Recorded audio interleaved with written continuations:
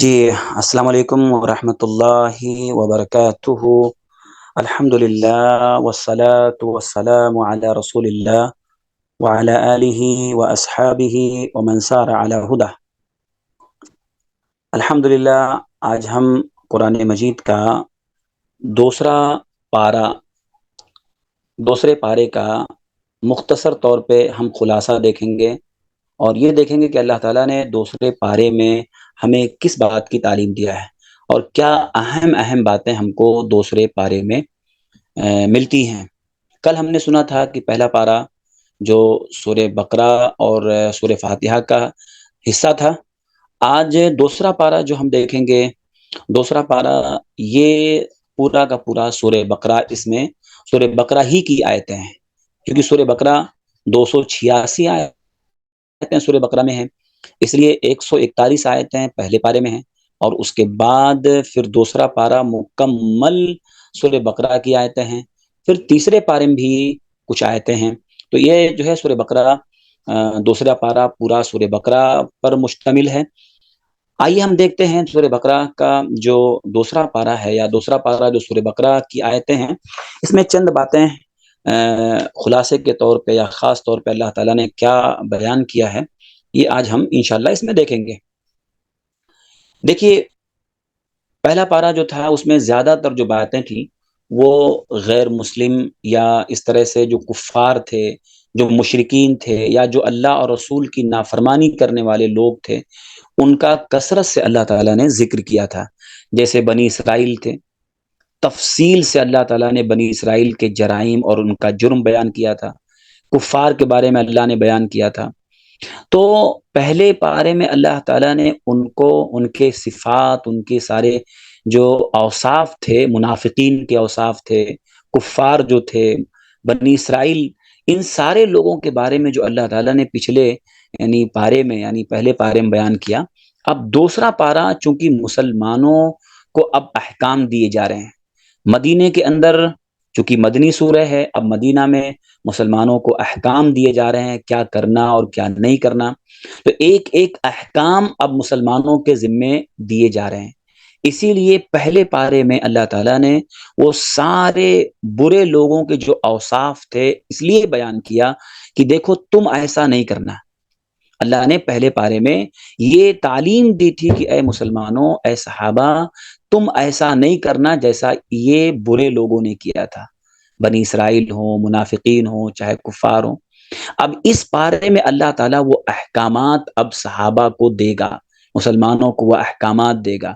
تو پہلے ذہن بنایا، پہلے پارے میں ذہن بنایا کہ دیکھو برے لوگوں کے اوصاف سے ہم کو بچنا ہے، ان کی صفات سے بچنا ہے۔ اب اچھے لوگوں کی اوصاف کیا ہے کہ جو دیا جائے وہ لے لو، جو رسول دیں وہ مان لو، جو اللہ کی طرف سے حکم آئے اس کو فوراً کر لو۔ تو اب یہ دوسرا پارہ جو ہے یہ شروع کہاں سے ہو رہا ہے؟ دوسرا پارہ کی جو شروعات ہے، سیقول السفہاء، یہاں سے اس کی شروعات ہے، اور اس شروع میں اللہ تعالیٰ نے اس بات کا ذکر کیا ہے کہ جو بھی بندہ، جو بھی شخص، جو بھی انسان اللہ کے احکام پر اعتراض کرے، اللہ کے کسی فیصلے پر اعتراض کرے، اللہ کے کسی حکم پر اعتراض کرے، اصل میں وہ بیوقوف ہے۔ اللہ نے کہا سیقول السفہاء، بیوقوف بولیں گے، بیوقوف کہیں گے۔ تو اللہ تعالیٰ دوسرا پارہ جو شروع کیا نا تحویل قبلہ سے، پہلے قبلہ کون سا تھا؟ پہلا جو قبلہ تھا وہ بیت المقدس تھا۔ جو انبیاء آئے پہلے وہ بیت المقدس کے بننے کے بعد جو جتنے بھی نبی آئے سب بیت المقدس کی طرف جو ہے چہرہ کر کے نماز پڑھتے تھے، اور ان کی امت بھی پڑھتی تھی۔ لیکن اللہ کے نبی صلی اللہ علیہ وسلم کے آنے کے بعد خود اللہ کے نبی صلی اللہ علیہ وسلم نے بھی جو ہے بیت المقدس کی طرف جو ہے چہرہ کر کے نماز پڑھا۔ مکے میں جب تک آپ تھے یا مدینہ میں آنے کے بعد بھی آپ نے 15-16 مہینہ تک بیت المقدس کی طرف چہرہ کر کے نماز پڑھا۔ لیکن نبی کی خواہش یہ تھی، آپ کی چاہت یہ تھی کہ قبلہ بیت الحرام یا بیت اللہ ہو جائے، مسجد حرام ہو جائے، تو اللہ تعالیٰ نے قبلہ بدل دیا۔ نبی کی چاہت پر اللہ تعالیٰ نے وہ قبلہ بدل دیا۔ قبلہ چینج کر دیا. جب قبلہ چینج ہوا تو یہ بہت بڑا فتنہ ہو گیا مدینے کے اندر، بہت بڑا فتنہ ہوا. اور فتنہ اس بات پر ہوا کہ لوگ نبی کی نبوت پر شک کرنے لگے، اعتراض کرنے لگے.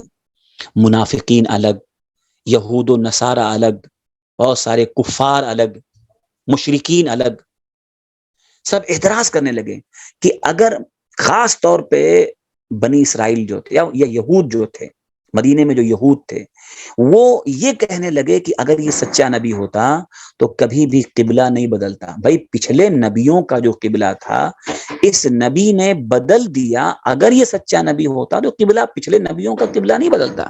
مطلب یہ کہ یہ سچا نبی نہیں ہے. اللہ تعالیٰ نے اس پارے کی شروعات میں ہی یہ بات بتا دی.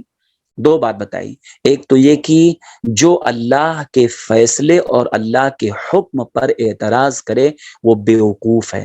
اللہ نے ان کو بیوقوف کہا، یہود کو اللہ نے بیوقوف کہا. آپ بتائیے اس سے پہلے یعنی جو بھی اعتراض کرے، چاہے وہ کتنا بھی دنیا کے اعتبار سے پڑھا لکھا ہو، چاہے کتنا انٹیلیجنٹ ہو، کتنا زیادہ ہوشیار ہو، اپنے آپ کو کتنا زیادہ جو ہے عقل مند سمجھتا ہو، لیکن اگر وہ اللہ کے کسی حکم پر اعتراض کرتا ہے تو اللہ کا فتویٰ یہ کہ وہ بیوقوف ہے. بیوقوف کیوں ہے؟ اس کے پاس عقل نہیں ہے.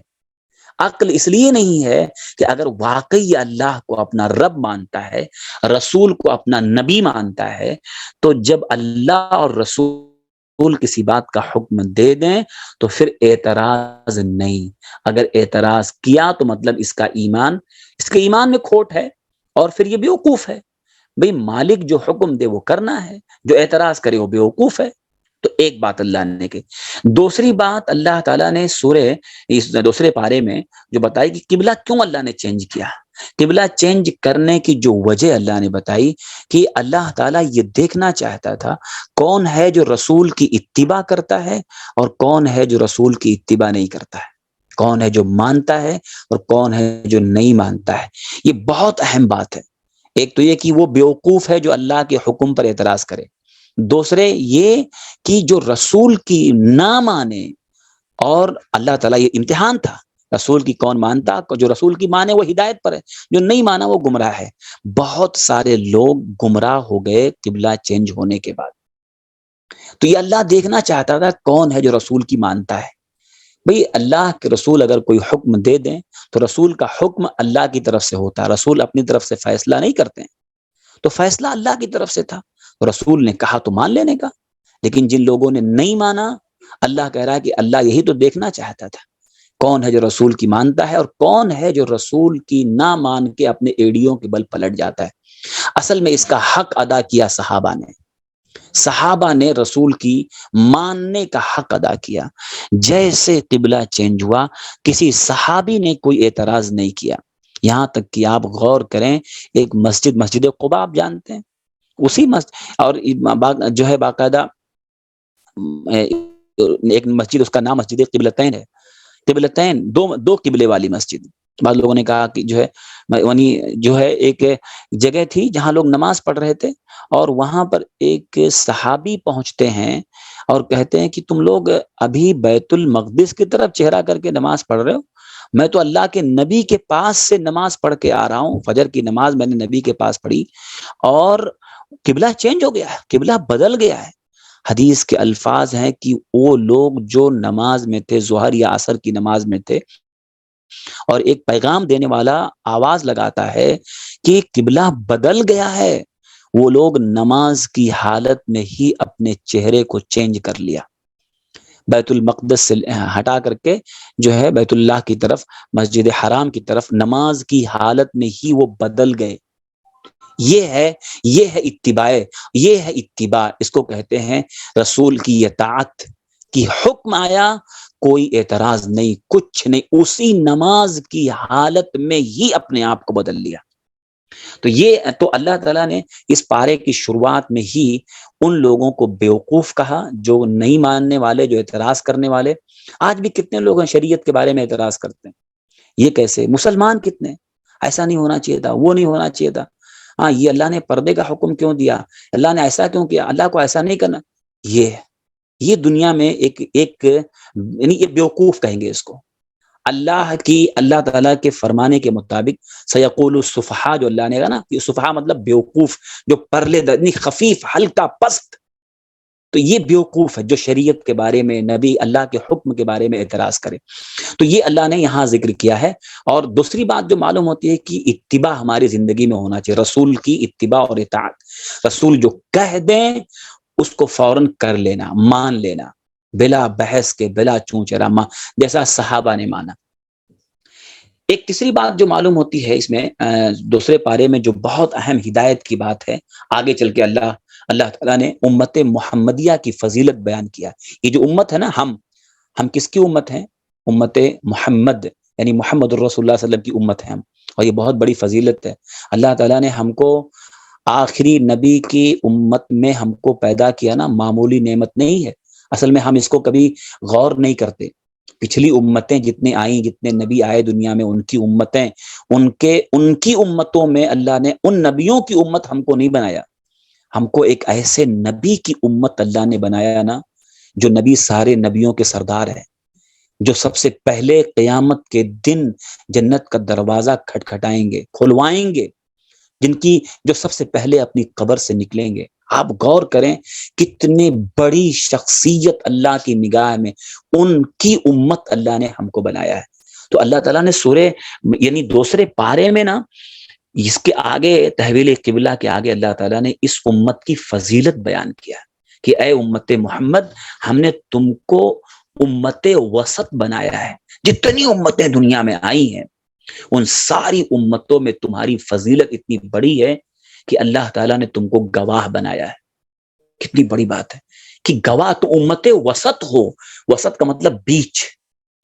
کوئی ایسا ہے جو بھٹک گیا، کوئی ایسا ہے جو تقصیر، یعنی گلو اور تقصیر دو طرح ہوتا ہے. ایک آدمی کسی چیز میں بہت حد کو پار کر گیا، اور کوئی آدمی ہے کسی چیز کو جتنا کرنا چاہیے تھا اتنا نہ کر کے گھٹا دیا.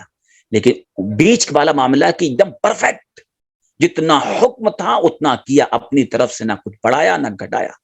یہ امت وسط. اللہ کہہ رہا ہے اے نبی کی امت، یعنی محمد صلی اللہ علیہ وسلم کی امت، ہم نے تم کو امت وسط بنایا ہے، درمیان والی امت، اور تم قیامت کے دن گواہ ہو لوگوں پر. اللہ نے گواہ، یعنی قیامت کے دن ہم آپ غور کریں، ہم امت محمد صلی اللہ علیہ وسلم، قیامت کے دن اللہ تعالیٰ ہم سے گواہی لے گا پچھلی ساری امتوں کے نبیوں، امتوں کے بارے میں. یعنی پچھلی جو امتیں آئی ہیں، ہر نبی اللہ کے سامنے یہ کہے گا اللہ میں نے دعوت دیا، میں نے اپنی امت کو سمجھایا، اور امت انکار کرے گی. تو اللہ تعالیٰ گواہ کے لیے بلائے گا کہ نبی سے کہے گا، پچھلے نبیوں سے اللہ کہے گا تمہارا کوئی گواہ ہے کہ تم نے میری دعوت کو پہنچایا؟ تو وہ نبی کہے گا اللہ ہاں گواہ ہے، محمد صلی اللہ علیہ وسلم اور ان کی امت یہ گواہ ہے کہ میں نے تیری دعوت کو، تیری بات کو پہنچایا تھا. آپ بتائیں کہ ہم کتنا بڑا شرف ہے کہ قیامت کے دن پچھلے نبی وہ اپنے سپورٹ میں، اپنی گواہی کے لیے نبی اور امت محمد صلی اللہ علیہ وسلم کو پیش کریں گے کہ ان سے پوچھ لو. اللہ پوچھے گا، امت محمدیہ سے پوچھے گا کہ کیا یہ نبی نے پہنچا دیا؟ کہیں گے ہاں پہنچا دیا. اللہ پوچھے گا کہ تمہیں کیسے معلوم ہوا؟ تو ہم کیا کہیں گے؟ نبی کے الفاظ ہیں کہ ہم کہیں گے ہم نے اے اللہ تیرا کلام پڑھا، قرآن مجید پڑھا، اس میں تو نے بتایا تھا نبیوں کے واقعات کے، سب نبیوں نے اپنے امت کو دعوت پہنچائی. اے اللہ ہم نے تیرا کلام پڑھا، ہم نے قرآن پڑھا، اس میں دیکھا، اس میں سمجھا، اس میں علم حاصل کیا، ہم کو معلوم ہوا. تو یہ امت محمد کی فضیلت ہے، جو بہت بڑی فضیلت ہے. ہمیں اس کو ہم بھلا نہیں سکتے ہیں. کتنی بڑی نعمت ہے کہ اللہ نے ہم کو ایک ایسے نبی کی امت میں پیدا کیا ہے کہ جو دوسرے نبیوں کے بارے میں گواہی دیں گے. تیسری چیز جو معلوم ہوتی ہے اس ہدایت کی بات، اس دوسرے پارے میں ایک تیسری چیز جو بہت اہم اللہ نے بتائی ہے کہ صبر اور نماز کے ذریعہ مدد طلب کرنا چاہیے. زندگی میں بہت سارے حالات انسان کے اوپر آتے ہیں، بہت ساری مصیبتیں انسان کے اوپر آتی ہیں، بہت سارے مسائل انسان کی زندگی میں آتے ہیں. لیکن اللہ تعالیٰ نے بتایا کہ ایک انسان کی زندگی میں کتنے بھی مسائل آ جائیں تو وہ کیسے اللہ کی مدد لے. دو چیز اللہ نے بتائی، صبر اور نماز. یہاں آپ غور کریں کہ صبر اللہ نے پہلے ذکر کیا، نماز کا ذکر اللہ نے بعد میں کیا. کیوں ایسا؟ صبر پہلے اور نماز بعد میں؟ علماء کہتے ہیں کہ اس میں بھی بہت بڑی حکمت ہے. اللہ نے پہلے صبر کا ذکر کیا پھر نماز کا ذکر کیا. علماء کہتے ہیں اس لیے کہ انسان کی زندگی میں جو بھی مسئلہ پیش ہو تو صبر پہلے آتا ہے. پہلے صبر کر پھر نماز پڑھ. پہلے اپنے ہاتھ کو کنٹرول کر، اپنی زبان کو کنٹرول کر، اپنے دل کو، اپنے ہر چیز کو کنٹرول کر. زبان سے غلط نہیں بولنا، ہاتھ پیر سے کچھ نہیں، دل سے بدزنی نہیں اللہ کے بارے میں، سب کنٹرول. صبر پہلے. جو بھی مسئلہ آئے پہلے صبر، پھر صبر کرنے کے بعد اٹھ اور جا کے اللہ کے سامنے نماز پڑھ اور اللہ سے دعا مانگ، اللہ کی مدد آئے گی. تو صبر پہلے. لیکن ہمارے ہاں کیسا ہوتا ہے؟ پہلے صاحب کچھ ہوا، کوئی مسئلہ آیا تو پہلے زبان ہاتھ سب چل جاتے ہیں. بے صبرا پہلے بن جاتا ہے، پھر جب ہار جاتا ہے، تھک جاتا ہے، تو پھر آ کر کے نماز پڑھتا ہے. تو یہ نہیں ہونا چاہیے. اگر واقعی زندگی میں اللہ کی مدد چاہیے تو صبر پہلے، اس کے بعد پھر وہ مسئلے کے حل کے لیے اللہ کے سامنے کھڑے ہو کر کے نماز پڑھ کے اللہ سے مانگ. اور حدیث میں بھی دیکھیں، اللہ کے نبی صلی اللہ علیہ وسلم کو جب بھی کوئی پریشانی آتی تھی تو حدیث کے الفاظ ہیں کانا اذا حدبہ امر صلی. جب نبی کو کوئی تکلیف پہنچی تو کیا کرتے تھے آپ نماز پڑھتے تھے، کھڑے ہوتے تھے اور جا کر کے 2 رکعت نماز پڑھ کے اللہ سے مدد مانگتے تھے. تو یہ چیز ہونا چاہیے. تو صبر انسان کی زندگی میں پہلے ہونا چاہیے، جو آج ہمارے یہاں بہت کم ملتا ہے. آدمی بے صبرا ہو جاتا ہے، کچھ بھی ہوا بے صبرا. بے صبری میں اس کی زبان چل رہی ہے، اس کے ہاتھ پاؤں چل رہے ہیں، کسی کو گالی دے رہا ہے، کسی کو مار رہا ہے، کسی کو ستا رہا ہے، کسی پہ ظلم کر رہا ہے. بے صبری میں پہلے سب کچھ کر لیتا ہے، جب ہار جاتا ہے، تھک جاتا ہے، تو پھر بولتا ہے صبر کر رہا ہوں. یہ صبر تھوڑی ہے. تو بہرحال صبر اور نماز سے اللہ تعالیٰ کی مدد ملتی ہے. ایسے ہی اس پارے میں جو بہت اہم ایک بات بتائی گی دوسرے پارے میں کہ آزمائش اللہ کی سنت ہے. دنیا میں آزمائش جو آتی ہے نا، تکلیفیں، پریشانیاں، مصیبتیں، کبھی خوشحالی، کبھی غم، کبھی ٹینشن، کبھی الگ الگ مسائل جو زندگی میں آتے ہیں، یہ اللہ کی سنت ہے. اس سے انسان بھاگ نہیں سکتا ہے. اللہ کی طرف سے یہ مقدر ہے کہ جب تک انسان اس دنیا میں ہے، جب تک اس کی موت نہیں آتی ہے، موت سے پہلے اس کو اللہ کی آزمائش سے گزرنا پڑے گا. یہ اللہ کی سنت ہے. اللہ نے کہا وَلَنَبْلُوَنَّكُمْ بِشَيْءٍ مِّنَ الْخَوْفِ.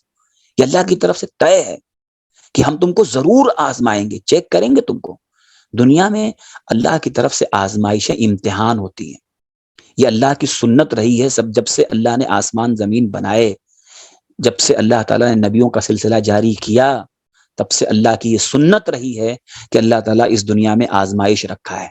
آزمائش میں اللہ جانچتا ہے، اللہ تعالیٰ امتحان لیتا ہے، اللہ تعالیٰ جانچتا ہے بندے کو، اس کا ایمان کتنا کچا ہے، کتنا پکا ہے.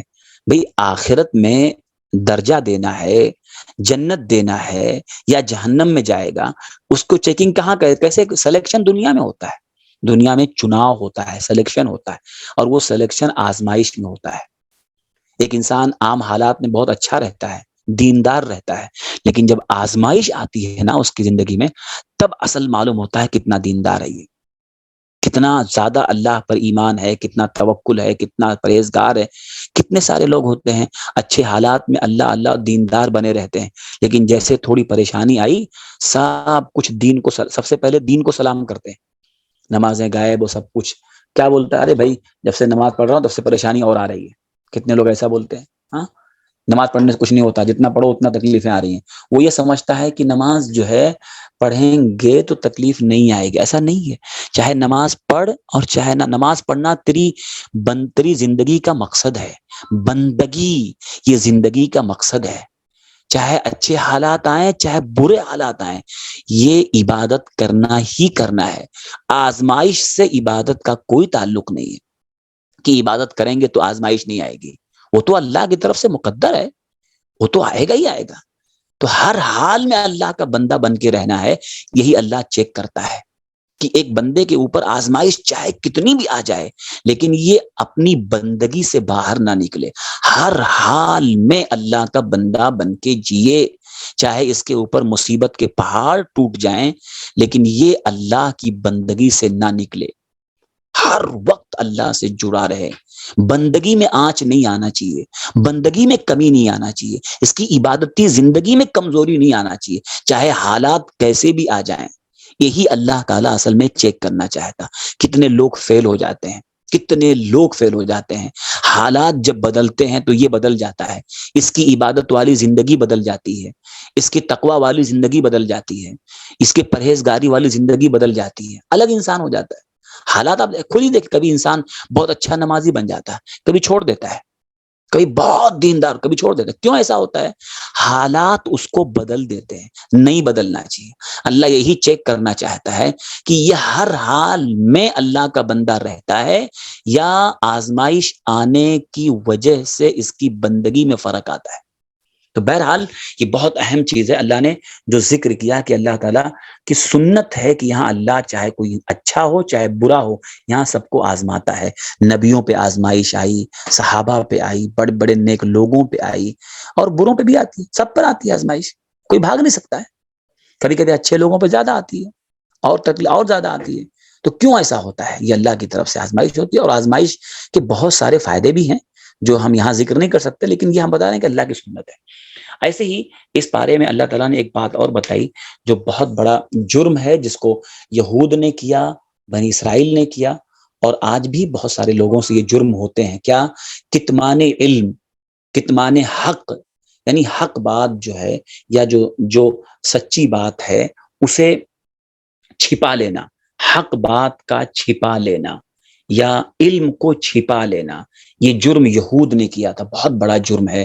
اللہ تعالیٰ کی طرف سے اگر کسی انسان کو حق بات معلوم ہو جائے، سچائی کا پتہ ہو، اسے چھپانا نہیں چاہیے۔ اگر وہ چھپاتا ہے تو وہ مجرم ہے۔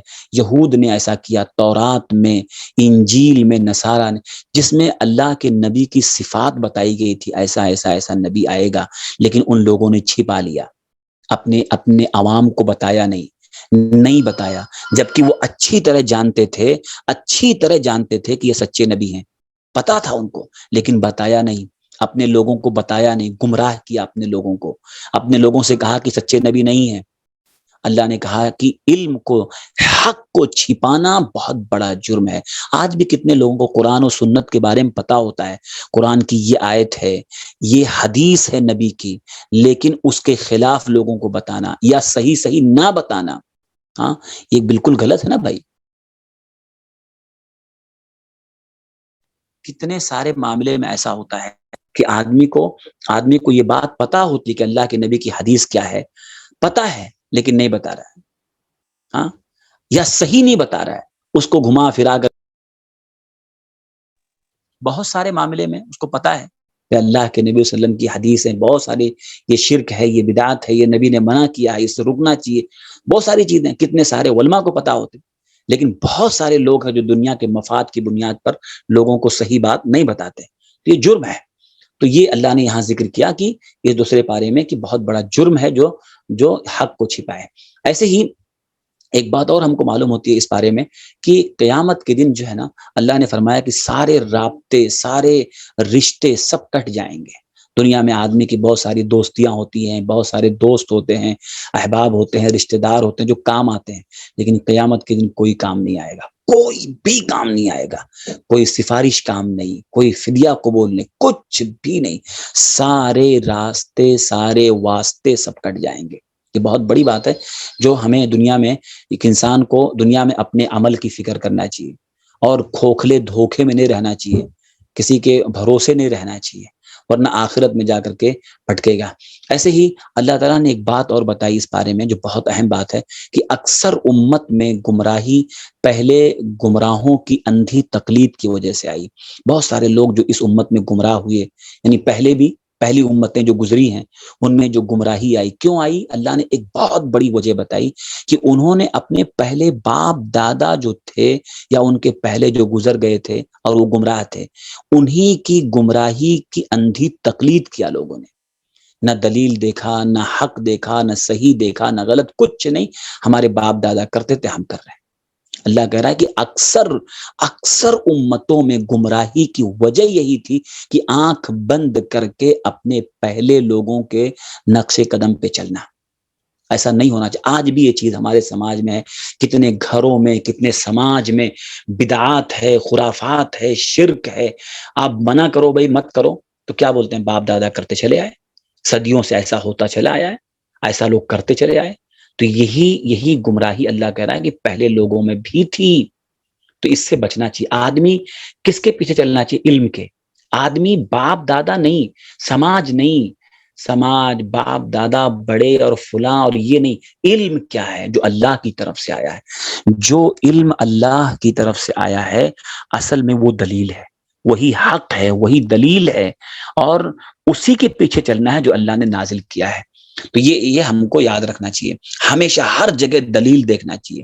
دلیل ہے تو ہم مانیں گے، نہیں ہے چاہے بولنے والا سماج کے کوئی بڑا شخص ہو، کوئی بڑا عالم ہو، کوئی بھی ہو، اگر اس کی بات قرآن و سنت کے خلاف ہے یا اس سے میچ نہیں کھاتی ہے تو ہم وہ بات نہیں مانیں گے. کیوں؟ کیونکہ اصل اتباع علم کی ہوتی ہے جو اللہ کی طرف سے آیا ہے.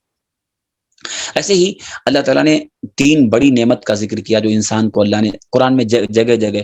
آنکھ، کان اور دل، یہ اللہ کی 3 بڑی نعمت ہے. آنکھ سے انسان اللہ کی نعمتوں کو دیکھے، ہاں، اور کان سے اللہ تعالیٰ کی آیات کو سنے، حق بات کو سنے، اور دل میں ان دونوں کو پروسیس کرے. جو دیکھا، جو سنا، اس کو غور کرے. دل دیا ہے اور غور کر کے اس کو قبول کرے. لیکن جو آدمی ان تینوں کا صحیح استعمال نہ کرے، اللہ نے کہا یہ جانور سے بدتر ہے. آگے سورہ انعام میں بھی یہ بات اللہ نے کہی ہے. جو ان تینوں چیزوں کا، آنکھ اللہ نے دیا سچائی دیکھ، حق بات دیکھ، لیکن اس کا صحیح استعمال نہ کرے. اللہ نے کان دیا سچائی اور حق بات، صحیح بات سننے کے لیے، استعمال نہ کرے. دل دیا اللہ تعالیٰ نے سوچنے کے لیے، غور کرنے کے لیے، لیکن آدمی نہ سوچے، اچھی بات میں غور نہ کرے. تو گویا کہ یہ تینوں نعمتوں کا صحیح استعمال اس نے نہیں کیا. تو یہ گویا کہ اس نے کھو دیا، وہ جانور ہے. تو یہ اللہ نے ذکر کیا. اس کے بعد اللہ تعالیٰ نے اس بارے میں قصاص کا ذکر کیا ہے، جو سماج کی بقا اور صلاح ہے. قصاص کا ذکر کیا کہ، اور یہ ہم جانتے ہیں کہ مطلب قصاص میں اللہ نے کہا زندگی ہے. کسی نے کسی کا قتل کیا ہے تو حاکم جو ہوگا، حاکم کی ذمہ داری ہے کہ اس کو بھی اس کے بدلے میں قتل کرے اگر وہ معاف نہیں کرتا ہے یا فدیہ نہیں لیتا ہے تو. ہاں، تو اس سے کیا ہوتا ہے؟ اللہ تعالیٰ نے انسانی جان اور انسانی مال اور سماج میں امن و امان پیدا کرنے کے لیے اللہ تعالیٰ نے حدود قائم کیے ہیں. قصاص میں زندگی ہے کہ اگر کسی نے ناحق کسی کا قتل کر دیا اور حاکم وقت بدلے میں اس کو پھانسی دیتا ہے، قتل کرتا ہے، تو پورے سماج میں ڈر پیدا ہوتا ہے کہ کوئی آدمی کسی کی ناحق جان نہیں لے سکتا ہے.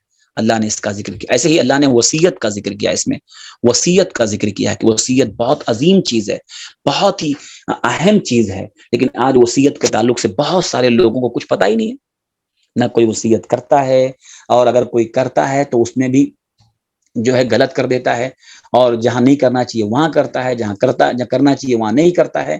جن کو کرنا چاہیے ان کو نہیں کرتا، جن کو نہیں کرنا چاہیے ان کو وصیت کرتا ہے. تو وصیت بہت اہم چیز ہے، پورے اس کے احکام ہے وصیت کے. یہ ایک الگ ٹاپک ہے وصیت کا، کہ وصیت کے تعلق سے ایک الگ ہی لیکچر ہونا چاہیے. لیکن یہ کہ وصیت کا ذکر اللہ نے اس بارے میں کیا ہے، اور یہ بات بتائی کہ جو آدمی کسی کی وصیت بدل دے، یعنی کوئی آدمی بعد میں کسی نے کوئی وصیت کیا تھا اور بعد میں اس کی اولاد میں، اس کے وارثوں میں کوئی اس وصیت کو بدل دیتا ہے، چینج کر دیتا ہے، تو بہت بڑا مجرم ہے. ہاں، اگر اس نے وصیت غلط طریقے سے کیا ہے، شریعت کے خلاف کیا ہے، تو بدلی جا سکتی ہے، بدل کر کے صحیح کیا جا سکتا ہے. لیکن اگر کسی نے صحیح وصیت کیا ہے لیکن آدمی دنیا کی وجہ سے، مفاد کی وجہ سے اس کو بدل دے، تو بہت بڑا مجرم ہے، بہت بڑا مجرم ہے، اللہ نے کہا. ایسے اللہ تعالیٰ نے اس بارے میں روزے کی فرضیت کا ذکر کیا، جو یہ مہینہ چل رہا ہے. روزے کا ذکر اللہ تعالیٰ نے دوسرے پارے کے علاوہ یا سورہ بقرہ کے علاوہ پورے قرآن میں اور کہیں ذکر نہیں کیا ہے. صرف اسی جگہ اللہ نے ذکر کیا ہے، دوسرے پارے میں، سورہ بقرہ میں. تو روزے کی فرضیت، کہ روزہ فرض ہے. جو بھی عاقل، بالغ، طاقت یعنی عاقل ہے، بالغ ہے اور جو ہے صحت مند ہے، اس کے لیے روزہ فرض ہے. ہاں، کسی شرعی عذر کی بنیاد پہ اگر روزہ چھوڑنا پڑتا ہے تو بعد میں اس کی قضا کرے گا، لیکن روزہ فرض ہے. اور کیوں روزہ فرض اللہ نے کہا؟ لعلکم تتقون، تاکہ تمہارے اندر تقوی پیدا ہو جائے، پرہیزگاری پیدا ہو جائے، تم ایک اچھے انسان بن جاؤ، پرہیزگار انسان بن جاؤ. تمہارے اندر کا جو جانور نفس ہے اس کو کنٹرول میں کرو. تو یہ اللہ تعالیٰ نے روزے کی فرضیت کا جو مقصد بتایا کہ 11 مہینہ انسان اپنے نفس کو جو ہے ٹرین نہیں کر پاتا ہے، 11 مہینہ جو ہے حلال حرام میں تمیز نہیں ہو پاتی، گناہ یہ وہ، 1 مہینہ انٹرنیشنل اللہ کی طرف سے کورس ہے، انٹرنیشنل کورس ہے یہ اللہ کی طرف سے، یہ تربیت کا مہینہ ہے جو روزہ اللہ نے فرض کیا رمضان میں، یہ کورس ہے، ٹریننگ ہے اپنے آپ کو بنانے کی، اپنے آپ کو چینج کرنے کی۔ اب یہ ایک الگ موضوع ہے کہ کتنا اہم ہے روزہ، اس کے کتنے فائدے ہیں، اور کیسے روزہ سے تقویٰ پیدا ہوتا ہے، روزے سے تقویٰ کیسے پیدا ہوتا ہے یہ ایک الگ ٹاپک ہے، لیکن ہر روزہ انسان کے اندر تقویٰ پیدا کرتا ہے اگر آدمی اس کو تقویٰ کی ٹریننگ سمجھ کر کے روزہ رکھے تو، ورنہ پھر کچھ نہیں ہوتا ہے۔ ایسے ہی اس پارے میں اللہ تعالیٰ نے روزے کے بعد دعاؤں کا ذکر کیا ہے، تو روزے کا دعا سے بہت گہرا کنیکشن ہے، اس کو یاد رکھیں۔ اور نبی نے فرمایا بھی کہ 3 لوگوں کی دعا اللہ رد نہیں کرتا ہے، اس میں ایک آدمی کون ہے؟ روزے دار۔ کتنے سارے مسلمان ہیں جو اس مہینے کو پا کر کے بھی، روزہ رکھ کر کے بھی دعائیں نہیں کر پاتے ہیں، پورا دن 14 گھنٹہ گزر جاتے ہیں، 12-14 گھنٹہ روزے کی حالت میں ایک بار بھی اللہ سے نہیں مانگ پاتا ہے، یہ افسوس کی چیز ہے کتنے مسلمانوں کے لیے۔ تو روزے کا گہرا کنیکشن دعا سے، اس لیے اللہ نے روزے کے فوراً بعد دعا کا ذکر کیا ہے۔ علماء کہتے ہیں کیا گہرا کنیکشن ہے کہ روزے کے فوراً بعد دعا، تو مطلب روزے کی حالت میں روزہ رکھ کے دعا مانگنا، اللہ دعا قبول کرتا ہے۔ تو رمضان کے مہینے میں ایک آدمی روزہ ہے، دن بھر روزہ ہے، اور اللہ کے سامنے نہ مانگے، یہ افسوس کی چیز ہے۔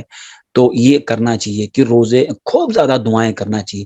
یہ مہینہ چل رہا ہے رمضان کا، دن بھر آدمی روزہ رہتا ہے، اس حالت میں، روزے کی حالت میں اللہ سے جو چاہے مانگے، جتنا چاہے مانگ سکتا ہے۔ کتنے مسئلے انسان کے پینڈنگ پڑے ہوئے ہیں، رشتے کا مسئلہ ہے، ہاں کسی کو جاب کا مسئلہ ہے، کسی کو معاش کا مسئلہ ہے، کسی کو جو ہے جھگڑوں کا مسئلہ ہے، کسی کو کیس کا مسئلہ ہے، ہاں کتنے سارے کورٹ میں کیس، آدمی پریشان ہے، لیکن اللہ سے کہہ سکتا ہے، اللہ اس رمضان روزے کی حالت میں اللہ کو بول سکتا ہے، اللہ تعالیٰ سارے مسائل میرے حل کر دے۔ تو یہ بہت قیمتی چیز ہے، تو اللہ نے اس میں ذکر کیا ہے، روزے کے بعد فوراً دعا کا ذکر کیا ہے۔ اس کے بعد اعتکاف کا ذکر کیا ہے کہ روزے میں ایک عمل اور ہوتا ہے جو اعتکاف ہے، آخری عشرے میں ہوتا ہے اعتکاف۔ عام طور پہ اللہ کے نبی صلی اللہ علیہ وسلم کی سنت رہی ہے، آپ اعتکاف کرتے تھے، اور اعتکاف کے لیے مسجد شرط ہے، یہ بھی اللہ نے ذکر کیا، مسجد کا ذکر کیا اللہ نے کہ اعتکاف مسجد میں ہوتا ہے، مسجد کے علاوہ کہیں اور نہیں ہوتا ہے، مسجد ہی میں اعتکاف ہوتا ہے، تو مسجد ہی میں بیٹھنا ہے، کہ گھر میں اعتکاف نہیں ہوتا، یا مسجد کے علاوہ کہیں اعتکاف نہیں ہوتا۔ اور بہت اہم عبادت ہے اعتکاف، جس میں شب قدر کو تلاش کیا جاتا ہے، اور اعتکاف گویا کہ ایک ایسا عمل ہے جو قبر کی یاد دلاتا ہے ہم کو۔ اس کے بہت سارے احکام ہیں کیا کیا ہونا چاہیے اعتکاف میں، لیکن اصل اعتکاف قبر کی تیاری، اکیلا پن، تنہائی پوری دنیا سے کٹ جائے، سب سے کٹ جائے، ایک دم کٹ کے کوئی جو ہے خیمہ یا کوئی جو ہے لگا کر کے اور اسی میں پڑا رہے، ہاں صرف نماز کے لیے اگر نکلنا ہے تو نکلتا ہے جماعت کے لیے، اور نہ اسی میں ساری عبادت، ہاں ضرورت کے تحت نکلے، بقیہ اسی میں اکیلا، یہ قبر کی تیاری ہے، قبر میں اکیلا رہنا ہے، کوئی نہیں۔ تو بہت اہم چیز ہے اعتکاف۔ اور ایسے ہی اللہ تعالیٰ نے آگے جو ہے اس میں جو ذکر کیا کہ باطل طریقے سے لوگوں کا مال نہیں کھانا چاہیے، اور خاص طور پہ اللہ نے رشوت کا ذکر کیا کہ بہت سارے لوگوں کا مال ہڑپ لیتے ہیں، یا لوگوں کا مال باطل طریقے سے کھاتے ہیں، اس میں ایک چیز ہے رشوت۔ جتنے بھی حرام طریقے ہیں نا، سب باطل طریقے ہیں۔ ایک آدمی کو غور کرنا چاہیے کہ اس کے پیٹ میں حرام لقمہ نہ جائے، کسی کا بھی باطل طریقے سے مال نہ کھائے۔ اس باطل طریقے میں سارے طریقے آ جاتے ہیں، جو بھی حرام طریقے سے ہمارے پاس مال آیا ہے وہ سب باطل ہے، چاہے وہ آدمی کمایا ہو یا کسی کا ہڑپ کے لیا ہو، باطل طریقے سے سب آتا ہے۔ کتنے سارے لوگ ہیں جو دوسروں کی جائیداد پہ قبضہ کر کے بیٹھے ہیں، کتنے لوگ ہیں جو اپنی بہنوں کی جائیداد پہ قبضہ کر کے بیٹھے ہیں، نہیں دیتے ہیں حصہ، نہیں دیا، انہوں نے قبضہ کر لیا اپنی بہنوں کو جائیداد میں، وہ سب کیا ہے؟ باطل طریقہ ہے نا۔ بھائی باطل طریقے سے مال مت کھاؤ، کوئی بھی ایسا طریقہ جو بات غلط ہے اس سے مال حاصل مت کرو، اللہ نے کہا۔ ایسے ہی جو ہے اللہ تعالیٰ نے اس میں ایک بات بتائی کہ ہمارا جو دین ہے نا، دین یہ عدل و انصاف، عدل اور احسان پر قائم ہے۔ ہمارا دین کس پر ہے؟ ہمارے پورے دین کی بنیاد عدل پر ہے اور احسان پر ہے۔ ان اللہ یأمرکم بالعدل والاحسان، اللہ تم کو حکم دیتا ہے دو چیز کا، عدل اور احسان۔ عدل کس کو بولتے ہیں؟ عدل کہتے ہیں جس کا جتنا حق ہے اتنا دے دینا۔ احسان کس کو کہتے ہیں؟ کہ حق اگر نہیں بھی ہے پھر بھی دے دینا۔ ہمارا دین عدل اور احسان پر قائم ہے، مساوات پر نہیں ہے۔ اس کو یاد رکھیں، بہت سارے لوگ نہیں سمجھتے ہیں، بولتے ہیں ہمارے دین میں مساوات ہے، ہمارا دین مساوات سکھاتا ہے۔ کس نے کہا مساوات ہے؟ ہمارے دین میں عدل ہے، مساوات، ایکوالٹی نہیں ہے۔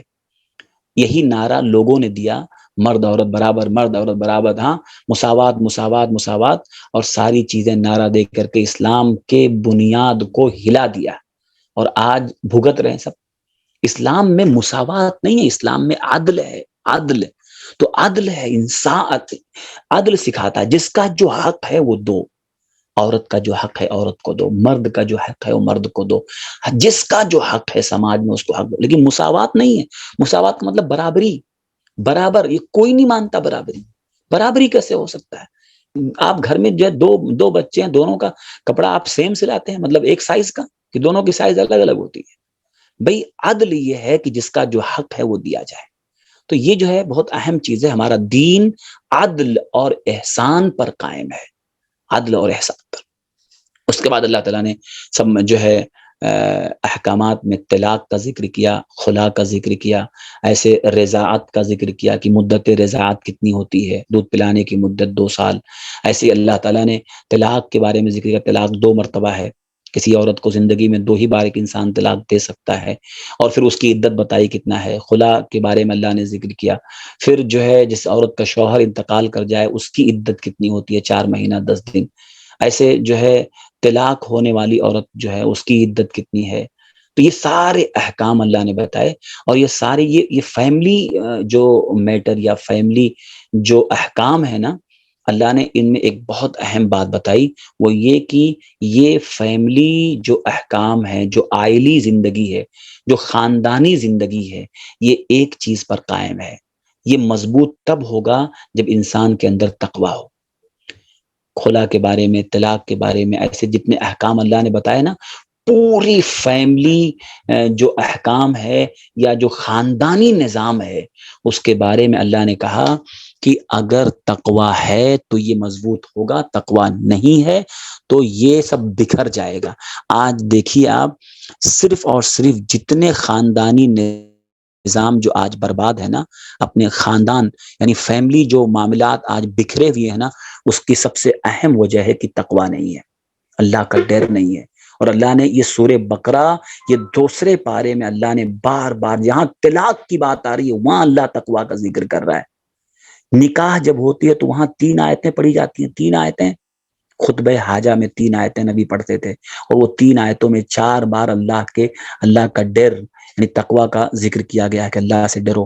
تو کوئی بھی خاندان، چاہے وہ میاں بیوی کا رشتہ ہو، ماں باپ کا رشتہ ہو، بھائی بہن کا رشتہ ہو، یہ سارے رشتے اسی وقت مضبوط ہو سکتے ہیں، بہترین چل سکتے ہیں، جب گھر کے ہر فرد میں اللہ کا ڈر ہو، وہ اپنی ذمہ داری کا احساس اس کے دل میں ہو، وہ اللہ کے سامنے جواب دینے کا احساس ہو کہ اللہ مجھ سے پوچھے گا، مجھے حساب دینا ہے۔ یہ ڈر اگر ہے تو ہی خاندان کا نظام چلے گا، نہیں ہے تو خاندان بکھر جائے گا۔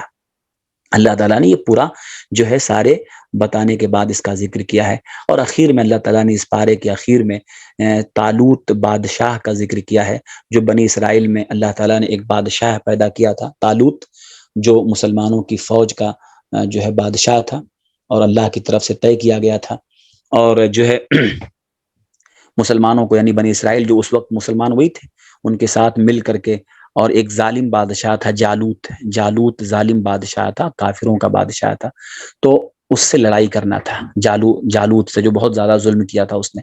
تو طالوت یہ مسلمانوں کے بادشاہ تھے، ان کے ساتھ مل کے لڑنا تھا، لیکن جو ہے بہت سارے لوگ فیل ہو گئے، اور اس میں جو حکمت ہے، تھوڑے سے لوگوں کو لے کر کے طالوت نکلے تھے، اور جالوت جو کافر بادشاہ تھا، بہت بڑی فوج تھی، لیکن یہ چھوٹی جماعت بڑی جماعت پہ غالب آ گئی۔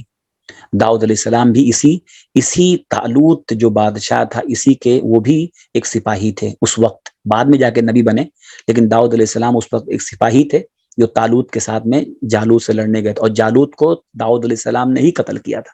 تو بہرحال اللہ نے پورا واقعہ بیان کیا آخر میں سورہ دوسرے پارے کے آخر میں، اور اس میں جو ہدایت ہے وہ ہدایت یہ ہے کہ آدمی کے پاس چاہے کتنا بھی اسباب ہو، مال دولت ہتھیار سب کچھ ہو، اللہ کی اگر مدد نہ ہو، توفیق نہ ہو تو کچھ بھی نہیں ہو سکتا ہے۔ اور آدمی کے پاس اسباب نہیں ہے، بہت زیادہ نہیں ہے، لیکن اللہ کی مدد اگر آ جائے تو یہ بڑی جماعت پہ غالب آ سکتے ہیں۔ تو یہ اللہ نے کہا کہ دیکھو اصل جو طالوت جیت گئے اور اتنی بڑی فوج کو مار بھگایا، وجہ کیا تھی؟ اللہ کی مدد، اللہ کا ساتھ۔ تو ہمیشہ ایک آدمی کو اپنے اسباب پہ بھروسہ نہیں کرنا چاہیے، گھمنڈ نہیں کرنا چاہیے میرے پاس یہ ہے، بہت مال ہے، بہت طاقت ہے، بہت نہیں۔ اللہ اگر توفیق نہیں دے گا، اللہ کا ساتھ نہیں ہوگا تو سارے اسباب یہیں دھرے کے دھرے رہ جائیں گے، کچھ نہیں ہونے والا ہے۔ لیکن اگر اللہ کی مدد مل جائے اور اسباب اگر تھوڑے بھی ہوں تو آدمی کامیاب ہو جائے گا، جیسے کہ طالوت جیت گئے اتنی بڑی فوج سے، کیوں؟ اللہ کی مدد تھی۔ بہرحال یہ حکمت ہے، یہ اللہ تعالیٰ کی طرف سے ہدایت ہے جو اس بارے میں ہم کو ملتی ہے۔ یہ چند باتیں جو تھی جو میں نے آپ کے سامنے رکھی، جس میں اس میں جو بھی ہدایت کے پہلو ہیں اسے ہمیں اپنانا چاہیے، اور یہاں صرف خلاصہ کرنے کا جو مقصد ہے وہ صرف یہی مقصد ہے کہ ہم جو دوسرے پارے میں جو خاص باتیں ہیں وہ اپنی زندگی میں ہدایت کے طور پہ لیں، اور جو جس سے منع کیا گیا ہے اس سے رکیں، جو حکم دیا گیا اسے کریں۔ اللہ تعالی ہم سب لوگوں کو جو چند باتیں کہی گئی ہیں اسے جو ہے سمجھنے کی اور عمل کرنے کی توفیق عطا فرمائے، آمین۔ السلام علیکم ورحمۃ اللہ وبرکاتہ۔ انشاءاللہ کل اسی وقت ہم لوگ پھر ملیں گے۔ سبحانک اللہم و بحمدک، اشہد ان لا الہ الا انت، استغفرک و اتوب الیک۔ السلام علیکم ورحمۃ اللہ۔